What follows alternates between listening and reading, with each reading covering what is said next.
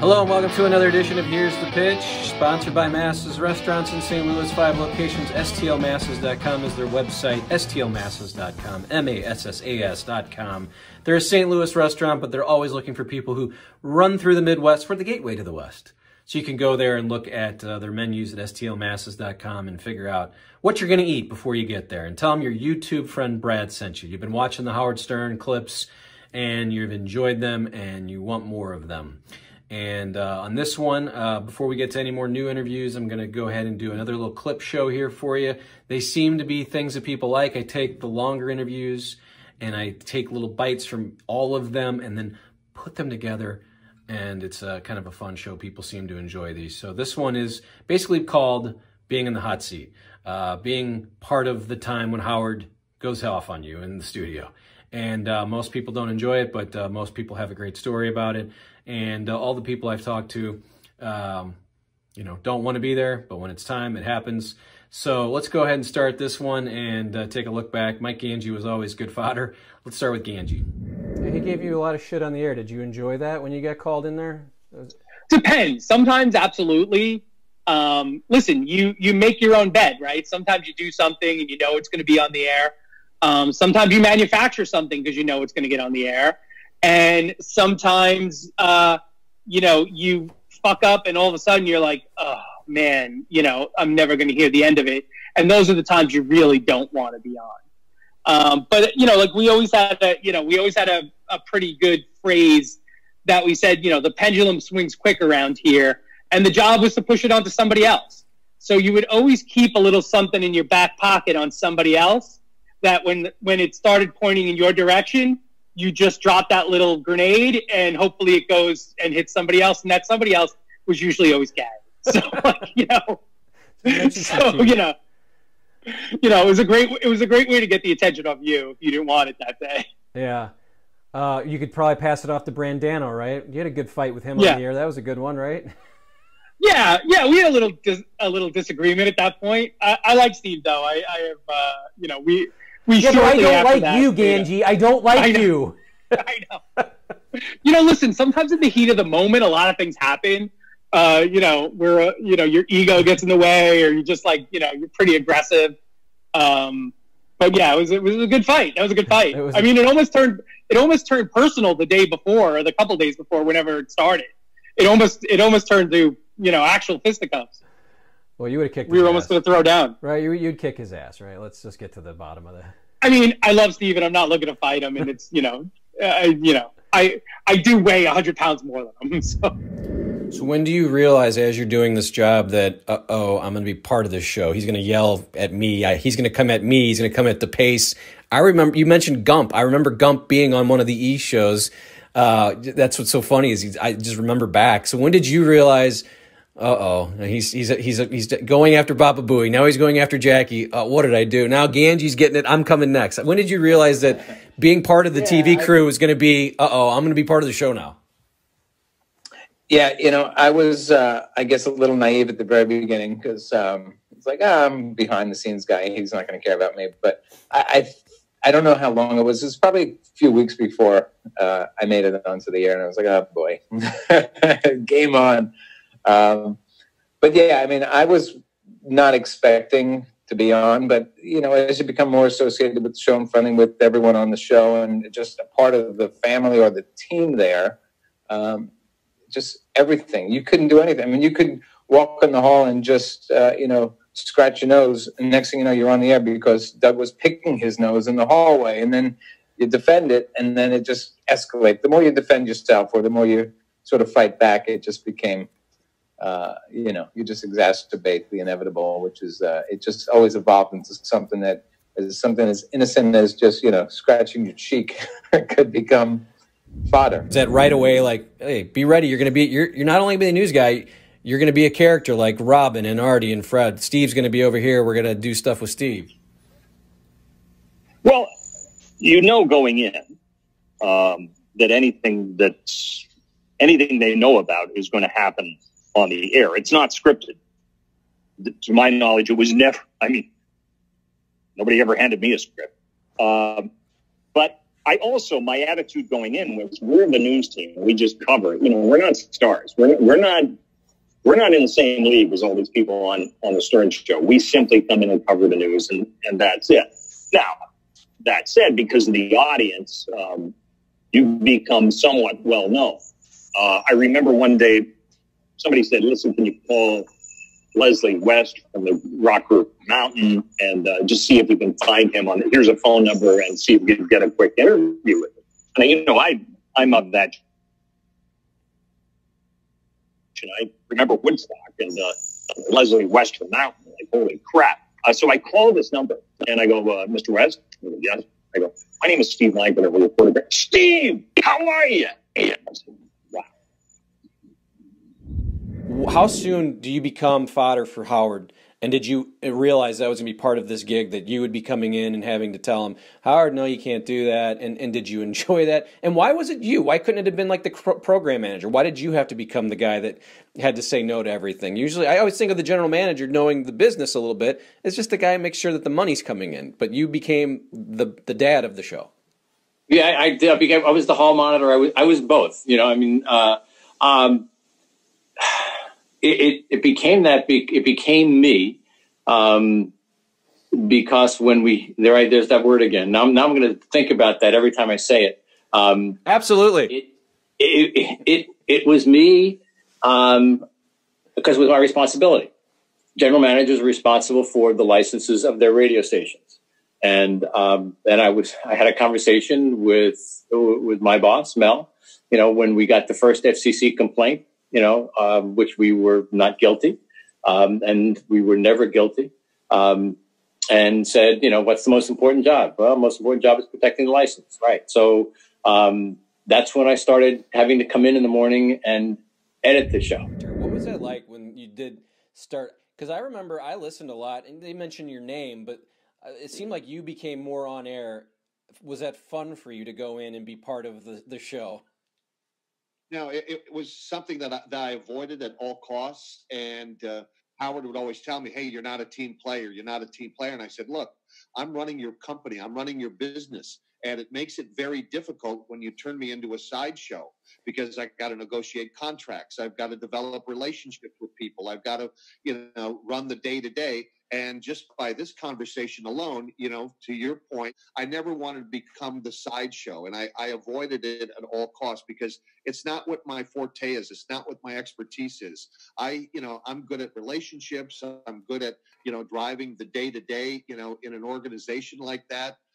You know, and I know what has to be done. I have a vision of it, but I just didn't. That was a distraction to me, and it was. It took away from time that could have been more productive. So I thought it was more a detriment than it was a help. How did you enjoy the news team being around there, always fishing around? Well, we created it. So we created that monster, and it was content. We were just a content, machine, 24/7, 365, and it was all part of the game. But then they start reporting on people like you. Like, don't you go, I created this monster. What the hell was I thinking? Yeah, it was what it was, but you learn through experience and all that. But it was just a good group of people. So what I kind of did was my wife and I would go out and do stuff, and we kind of put together the notes on Sunday. We'd sit up on the roof of our apartment building and kind of smoke, and then put together the notes on Sunday. And I would email them to Jason and say, and he would always, I'd always tell him, like, hey, if you want this story, I'm glad to come in and tell it. If not, no big deal. So and they would, it would go into the stack that they present Howard, and he would call you in if it was an interesting story. It was basically that. I loved, as acrimonious as it was, I loved the back and forth with Shuli and I. And people think I hate Shuli. I really don't. He's like a brother. Shuli and I worked together fucking 24/7. It seemed like from the moment we got to the building to the moment we left, Shuli and I worked together a lot. So we were kind of like brothers. We would fight like that on the air. So I love Shuli. I don't dislike him, but I did like what he did for this reason. It's because a lot of people out there have misperceptions like Shuli does. And he was representing a portion of the audience that just has this complete misperception of what swinging is or what the lifestyle is.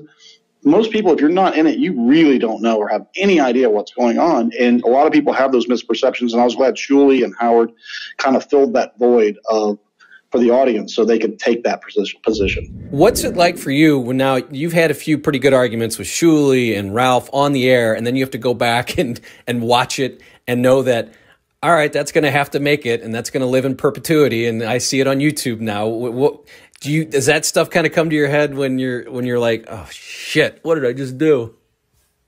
Yeah, I mean, it just comes down to like it was a very real environment. So when you know you're on the air or it is a show, a lot of people.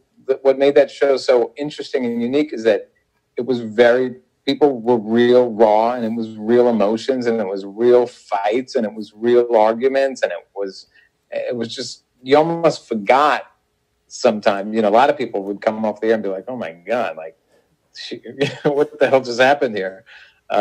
You feel like you're having an argument with someone face to face, and you're not realizing it's on the air. So you're like, oh shoot, yeah, sure. There's certainly moments where you're like, oh man, what the hell? Well, that's part of it though, right? Because Howard breaks it down and makes you feel like you're just in a room with guys, and it's like, right? I mean, it feels like that's what happens with that show. Absolutely, yeah. And even with the guests, that's always been the thing. It's just you sit down on that couch, and it's just like you just feel like you're having a conversation, not an interview, not live, not on the air for people to be listening to. Just very comfort. That was the best skill he has, is just making people feel comfortable and almost forgetting where they are, that they're actually not just having a conversation without microphones and being broadcast. You do have this call from Sour Shoes that comes in that's not actually Sour Shoes.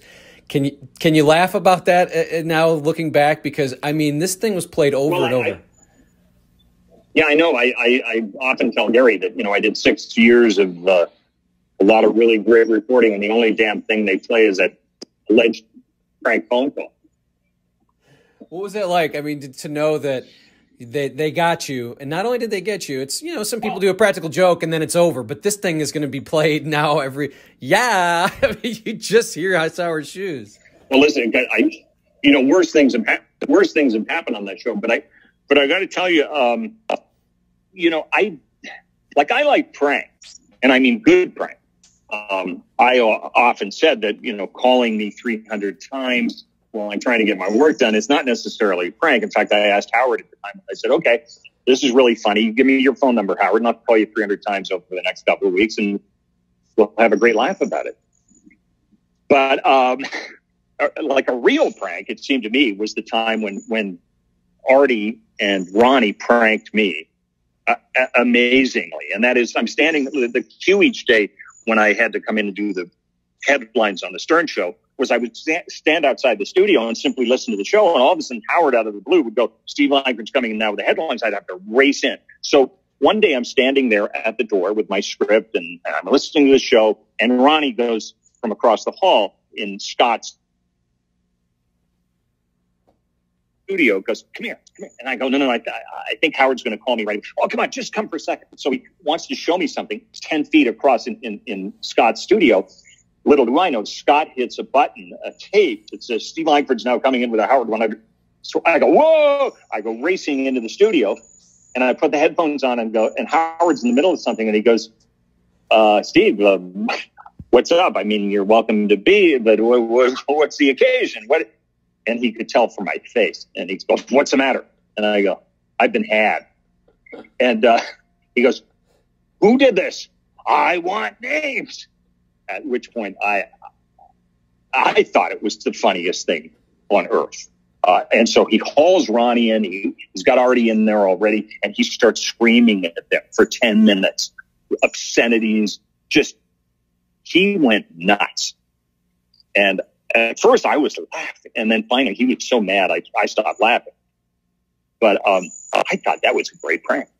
And I do remember you spent a lot of time in that hallway, right? Like that was kind of the worst part. You don't even know, right? When you're coming in, and then you can wait for 45 minutes like this. Oh, wait a minute, he calls. I got to go in and I got to deliver this news, and there's no place to put your paper. You got to put the headphones on and hold on to your papers.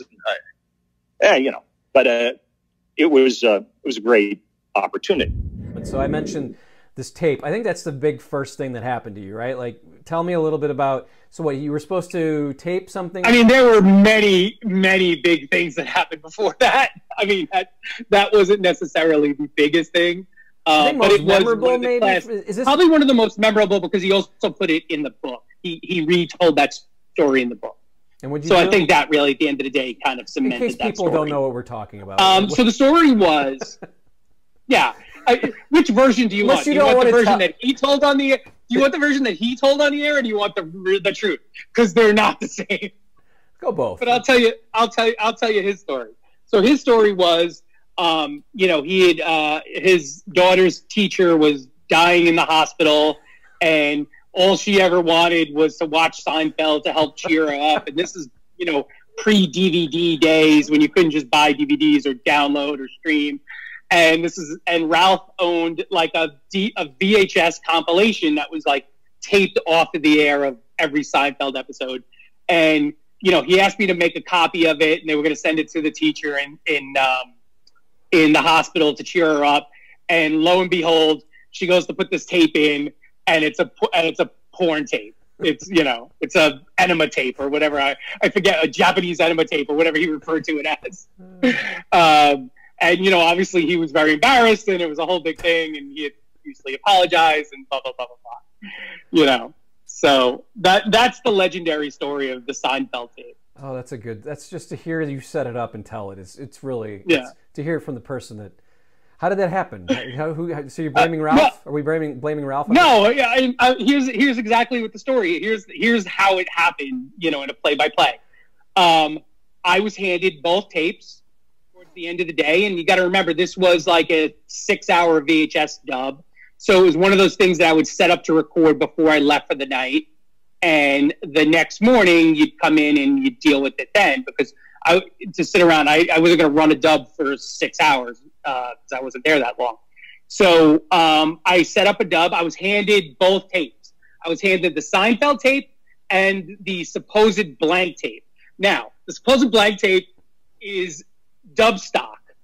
So why, if this was so important, would somebody give me dub stock of a porn, right? You'd make it a brand new tape so you wouldn't have any issues. So my bad was that I forgot, and you're a little bit older, so maybe you'd remember this. You used to have to put, because the tab was pulled. So you used to have to put a piece of tape over that tab so it would record. So my bad was I don't think I ever either put the tape on it or I never really hit the record button properly that the record started. But I think it was more the tape, because I remember seeing the tape playing and assuming that it was dubbing. So the next morning, I get a call from Howard's assistant asking if the dub is done. And I was at the show at that time. I didn't get back to his office until mid-afternoon. And I was like, I assume so. I set it to record. And she's like, okay, great. So she popped it out and then mailed it out. So there was no opportunity for me to check the work because I wasn't there to see that it didn't record. So really, I had a portion of that, but it wasn't all on me. So that's the story. It's not as funny when you're listening to it that way than when it's all my fault and I screwed up.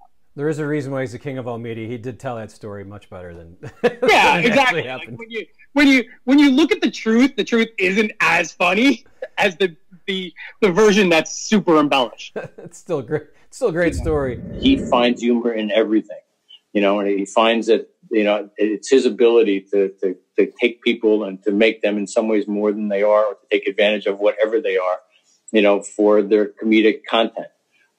So whether I was the in quotes boss. I was in the books, with a picture of me in his books and stuff like that. And he liked to call my wife sometimes and joke about, your husband's so handsome, try and put my wife in awkward positions, because that's what made him funny, and who doesn't like the guy who pokes, at his boss? And I was just happened to be that guy in that spot. And, I was enough there's enough of me, or enough of ham in me, that I was fine with it, and I got it early on. I remember very, very early on at one of our Infinity Broadcasting managers meetings, presenting just that. I said, if you don't get the joke, you're not going to be successful. And I got the joke from the very beginning. I'm proud of that. You know, I figured it out. I figured out how to go along with the joke. You know, there were times that he and I fought, but for the most part, we got along. And I always respected him. I think he always respected me. And, you know, so I'm proud of the 20-year relationship that we had that I think was built on mutual respect. It certainly was on my part. I can't answer for him, but I think he'd say that. And we figured it out. And I was fine with it. You know, I mean, I hated it at times. You know, I hated having to be the guy, you know, to tell him you can't do this or you can't do that and argue over words. Because when I became the censor, you know, I didn't want to be a censor. But it was my job, you know, and I accepted the job. I got paid to do it, and therefore accepted that responsibility. You mentioned something here, and I was listening, and it made me think of the fact that, you know, when you'd come in, it clearly he was angry, but everyone always says, oh, he's different off the air. But it does become a great bit for the radio that, oh, here comes Tom. There was theme songs. Here comes Tom. Tom, it's time to stop having fun. And all these songs. So it became a bit, and he created a character for you, and so maybe that's what it was. I mean, as bad as we all think it was for you and him having to deal with you, the fact that it was a bit just made it good radio, and that's all that really mattered to him. Yeah, and that's all that really mattered to me. At the end of the day, that's all that really mattered to me, and I knew if we were arguing, it probably wasn't about, it may have been about things that had related to, you know, a body part or a body function or whatever, you know, but it wasn't dealing directly with it. And, you know, and those were the things where the people who, when they started to super focus on him, you know, and the religious right, you know, was going out of their way to try and drive him off the air. Those are the things that they were focused on. And if we were arguing about whether, 50 Cent, you know, or I should say properly, whether 50 Cent could say bitch 100 times, you know, in 5 minutes, or, you know, or whatever the other things would be, that at least it wasn't about those things that, you know, that we were being super focused on by people on the religious right. What did you think of that at the point of where you're now running the dump button? I mean, you're the executive of the show, and you should be dealing with other stuff, but you really just sat there and had to listen, right? I mean, did you ever think? Yeah, oh yeah. No, I sat there for 6+ years, listening to every word, and editing it when, you know, unfortunately, when I thought I needed to.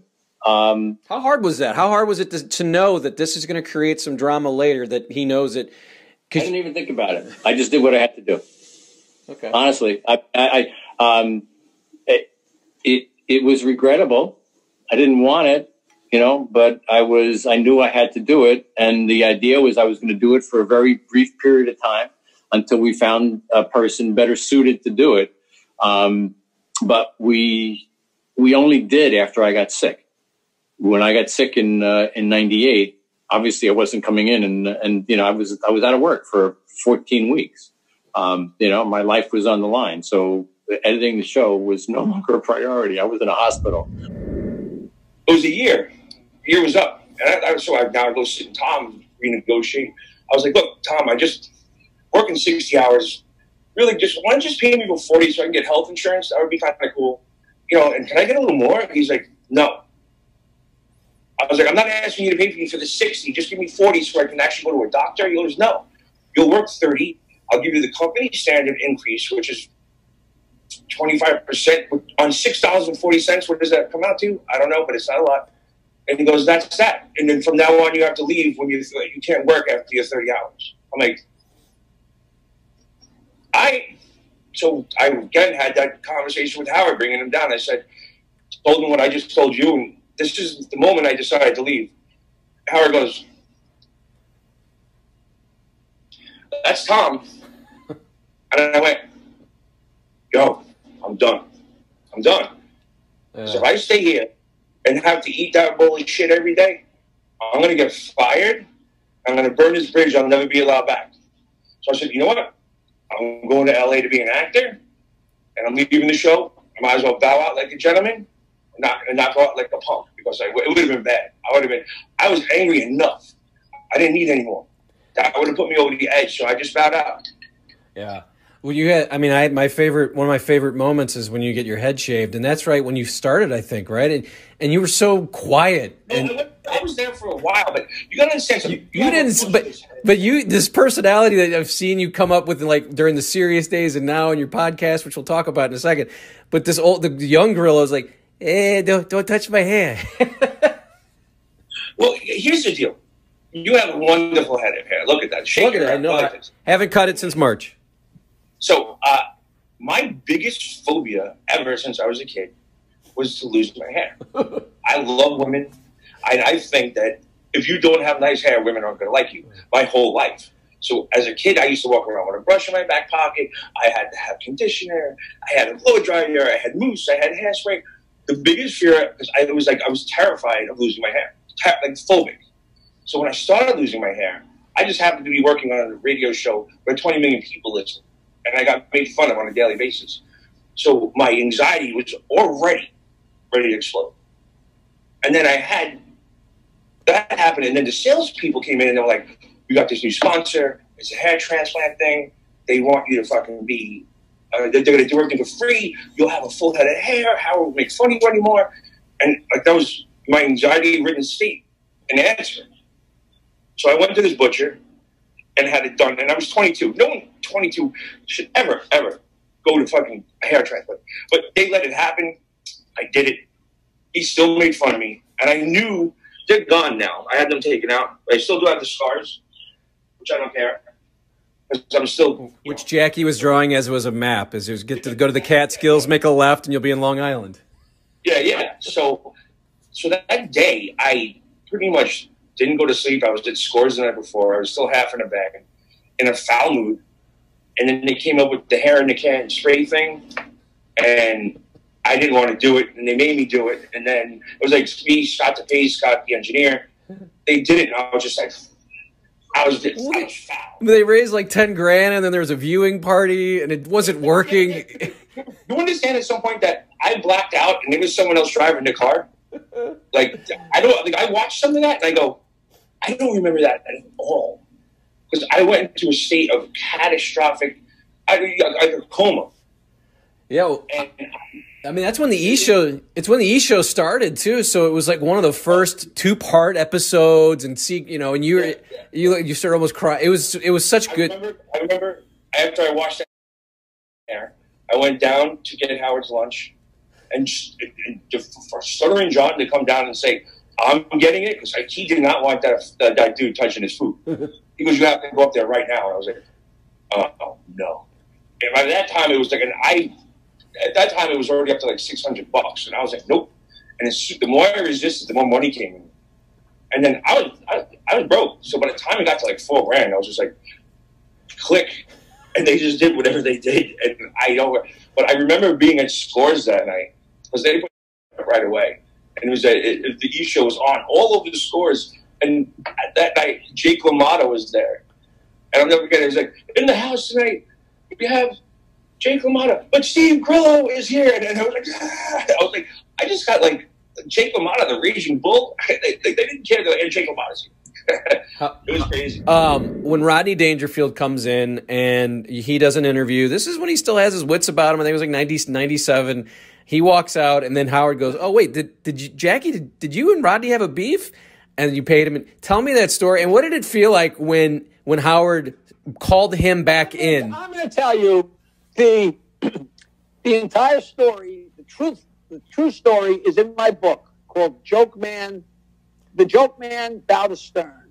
I've explained this a million times. People still think I'm lying or crazy, and it's just it's so absurd.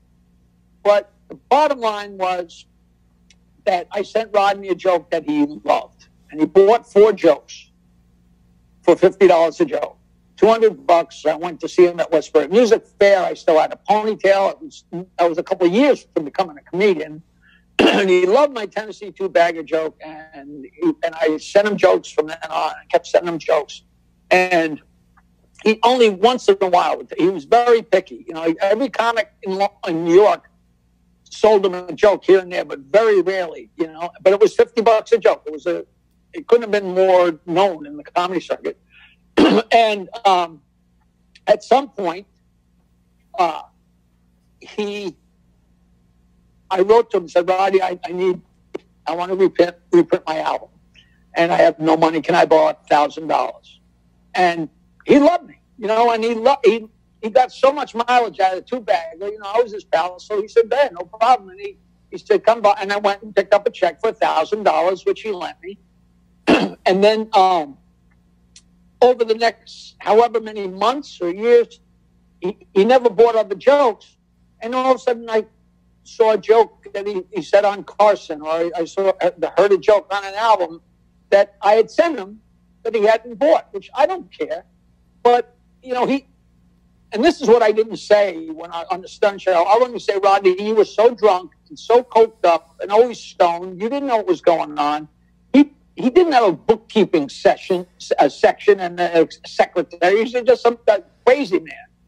And so I went to see him at Dangerfields, and I met him in a dressing room. I said, Rodney, you know, you've used a bunch of jokes that you never paid me for. He said, all right, look, you know, you owe me $1,000, right? Let's figure I used 10 jokes. So you still owe me 10 jokes, $50. You still owe me 10 jokes.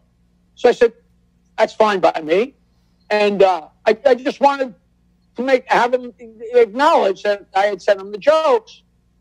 But the idea of, you know, you already paid me half of it in jokes and you owe me 10 more jokes.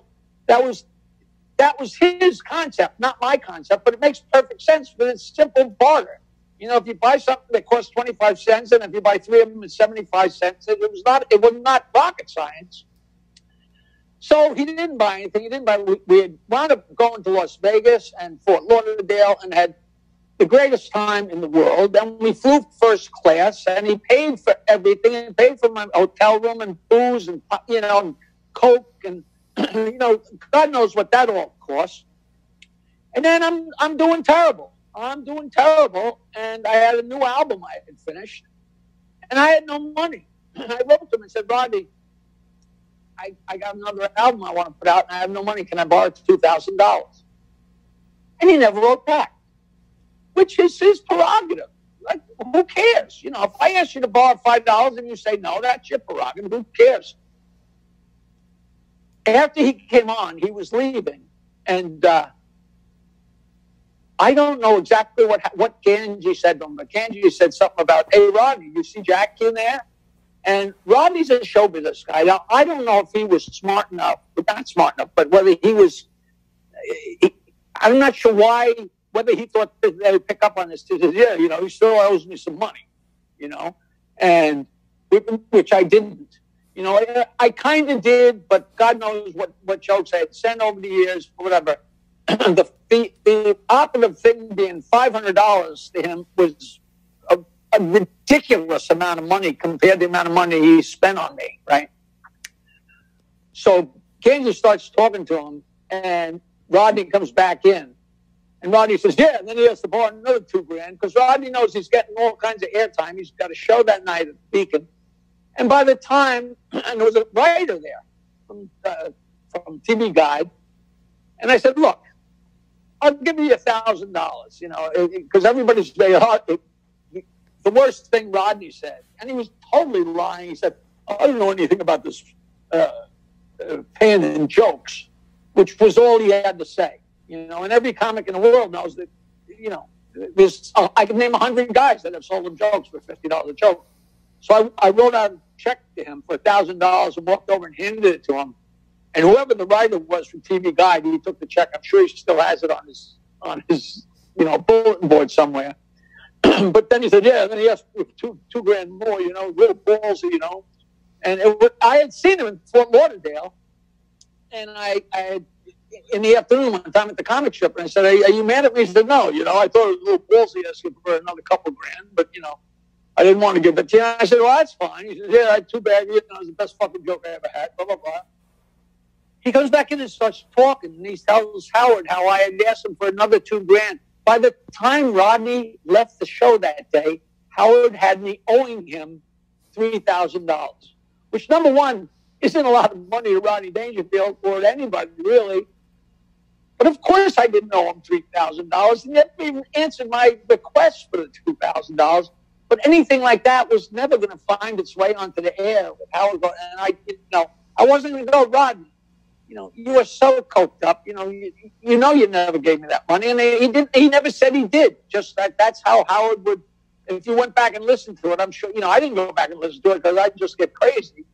But to this day, if I go out, somebody will say, "Jackie, you want me to buy you a beer?" I know you ain't buying one, you cheap bastard. Rodney's dead for 5 or 10 years. People send me emails. Pay back Rodney, you cheap fuck.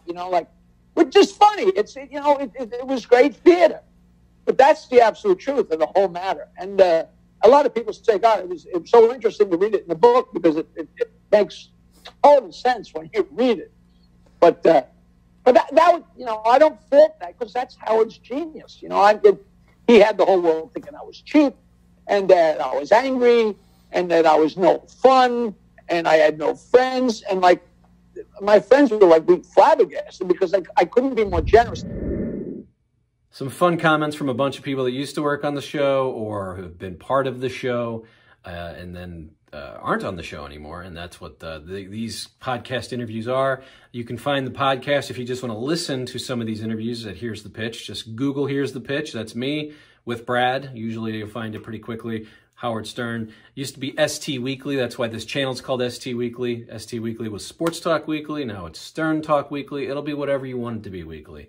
But I'm trying to do these weekly. So hopefully you subscribe. Hopefully you enjoy the videos. Tell me if you have any thoughts on who I'm missing. I've totally tried everybody, trust me. And there's a lot of people that don't want to talk. And I understand that.